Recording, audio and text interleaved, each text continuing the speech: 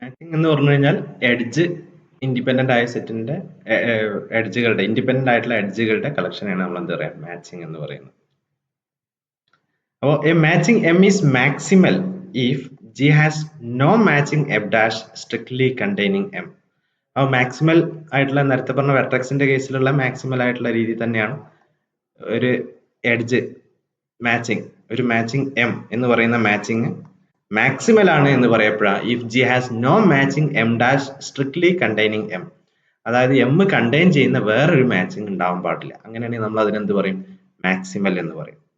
അതുപോലെ നേരത്തെ ആൽഫയും ബീറ്റയും നമ്മൾ നൊട്ടേഷൻ ചെയ്തിട്ടുണ്ട്. ഇവിടെ ആൽഫ ഡാഷ് ഓഫ് ജി ആണ് എന്തിന്റെ notation? Cardinality of a maximum matching of G. ഒരു മാച്ചിങ്ങിന്റെ മാക്സിമം മാച്ചിങ്ങിന്റെ കാർഡിനാലിറ്റിനെയാണ് നമ്മൾ എന്ത് ഡിനോട്ട് ചെയ്യുക? ആൽഫ ഡാഷ് ഓഫ് ജി എന്ന് ഡിനോട്ട് ചെയ്യുക. അതുപോലെ തന്നെ size of a minimum edge covering of G.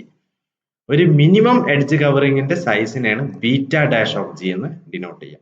അപ്പോൾ ആൽഫ ഡാഷ് ഓഫ് ജിയും ബീറ്റ ഡാഷ് ഓഫ് ജിയും. ആൽഫ ഡാഷ് എന്ന് പറയുന്നത് cardinality of a maximum matching of G, beta dash G എന്ന് പറയുന്നത് size of a minimum edge covering of G. അതുപോലെ saturated by a maximum matching M എന്ന് പറയുന്നത്, അതായത് a set S of a vertices of G is said to be saturated by matching M of S if every vertex of S is incident to some edge of M. അതെന്താണ്? ഒരു set ഉണ്ട്, S എന്ന് പറയുന്ന ഒരു set of vertices of G അല്ലെ. G എന്ന് പറയുന്ന സെറ്റിന്റെ വെർട്ടിസസിന്റെ ഒരു സെറ്റ് ഉണ്ട് എസ് എന്ന് പറയുന്നത്.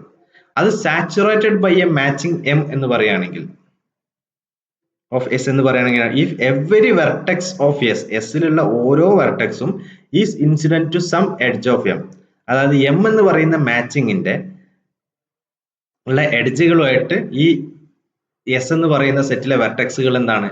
ഇൻസിഡന്റ് ആവണം. അതായത് എസിലുള്ള ഏതൊരു വെർട്ടെക്സ് എടുത്തു കഴിഞ്ഞാലും ആ വെർട്ടെക്സ് എമ്മിലുള്ള എഡ്ജുകളുടെ ഏതെങ്കിലും ഒരു എഡ്ജിന്റെ എന്താണോ എൻഡ് വെർട്ടിസസ് ആയിട്ട് വരുന്ന രീതിയിൽ ഉണ്ട് എന്നുണ്ടെങ്കിൽ നമ്മൾ എന്ത് പറയും? എസ് എന്താണ്? Saturated by a matching M എന്ന് പറയും. അതുപോലെ തന്നെ അൺസാച്ചുറേറ്റഡ് ഉണ്ട്. അതെന്താണ്? സാച്ചുറേറ്റഡ് അല്ല എന്നുണ്ടെങ്കിൽ നമ്മൾ അതിനെന്ത് പറയും? അൺസാച്ചുറേറ്റഡ് എന്ന് പറയും. ഫോർ എക്സാമ്പിൾ ആയിട്ട് വീൽ തന്നെ കൺസിഡർ ചെയ്യാം.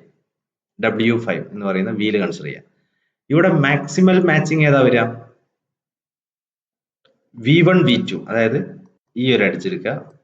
V4 V6, അതായത് ഈ ഒരു എഡ്ജ് എടുക്കുക. ഇതെന്താണ്? ഒരു മാക്സിമൽ മാച്ചിങ് ആണ്. കാരണം എന്താ? ഇൻഡിപെൻഡന്റ് ആണ് അല്ലെ. ഈ രണ്ട് സെറ്റുകൾ എന്താണ്? ഇൻഡിപെൻഡന്റ് ആണ്. അതുപോലെ ഇത് കണ്ടെയ്ൻ ചെയ്യുന്ന വേറെ എന്തില്ല?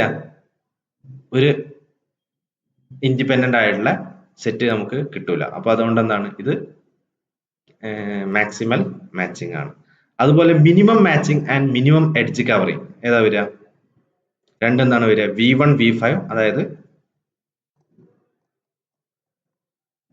V1 V5 എന്ന് പറഞ്ഞു കഴിഞ്ഞാൽ ഈ ഒരു എഡ്ജ്, V2 V3, അതായത് ഈ ഒരു എഡ്ജ്, അതുപോലെ V4 V6 ഈ ഒരു എഡ്ജ്. ഇതാണ് എന്ത് വരിക? മിനിമം മാച്ചിങ് ആയിട്ട് വരിക ആൻഡ് മിനിമം എഡ്ജ് കവറിങ് ആയിട്ടും വരിക. അപ്പോൾ നേരത്തെ പറഞ്ഞ അതേ കൺസെപ്റ്റുകൾ തന്നെയാണ്, നിങ്ങളൊന്ന് നോക്കുക. അതുപോലെ എം സാച്ചുറേറ്റഡ് വെർട്ടിസസ് ആയിട്ട് വരിക ഏതാണ്?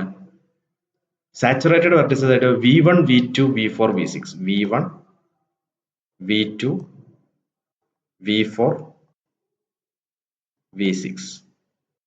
അതുപോലെ V3 V5 എന്താണ്? എം അൺസാച്ചുറേറ്റഡ് വെർട്ടിസസ് ആണ്. അപ്പോൾ നേരത്തെ ഡെഫിനിഷൻ വെച്ചിട്ട് ഇതേപോലെ നിങ്ങൾ ഹോംവർക്ക് ആയിട്ട് ഈ കാര്യങ്ങളൊക്കെ എന്താണ് ഈ പറയുന്നത് എന്നുള്ളത് മനസ്സിലാക്കുക. നേരത്തെ അതേ കൺസെപ്റ്റുകൾ തന്നെയാണ് എഡ്ജിന്റെ കൺസെപ്റ്റ് വെച്ച് പറഞ്ഞു എന്നേ ഉള്ളൂ.